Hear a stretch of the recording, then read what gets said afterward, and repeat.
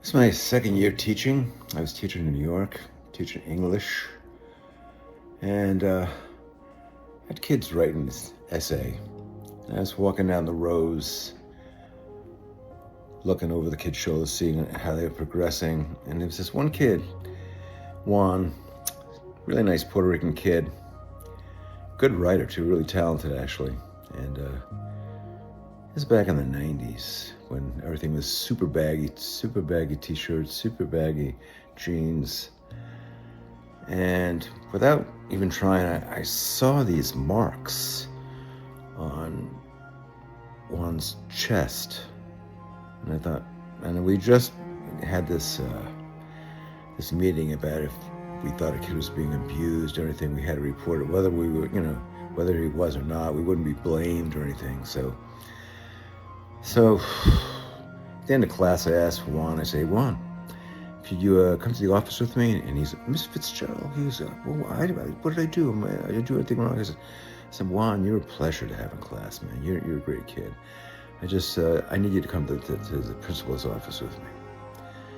So, he reluctantly came to the principal's office with me, and the principal there, he was a great guy, Phil. And so when I talked to Phil and told him what I suspected, and Phil comes out and asks Juan to take his shirt off. And both of us were fighting back tears. This kid had cigarette burns on his chest and his upper arms, and he'd been whipped with a ironing cord, which is metal cord. So he notified his grandmother. His grandmother was so relieved, and that was that for that day. Next morning, I'm walking to school. I lived about 8 blocks away, and it was two very different neighborhoods. My neighborhood was like living in Greece, and it was a Greek neighborhood. It was great. And then I walk into where the school was, and it was quite a different neighborhood.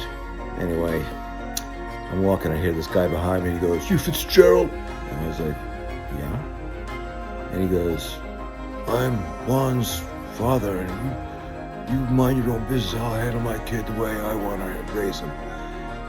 And I said, "Well, you're abusing your kid. That's not parenting, that's abuse." And he goes at me, and next thing we're rolling around in the hood of a car, and I pin him to the car hood and say, I was shocked, and I was also pretty heated being attacked, and it ended up I had to go to court, and I went to court 2 or 3 times, and he went away for 1.5 to 3 years. So that all went in the past, and 1.5 years goes by, and it's on a weekend. I'm going to meet some friends, I think, to go to a Knicks game or something, and I'm on the subway.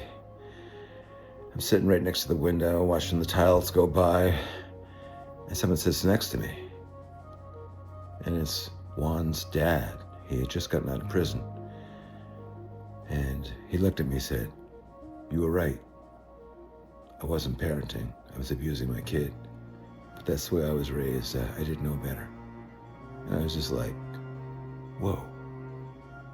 And a couple stops later, he got off. I was just sitting there feeling so grateful.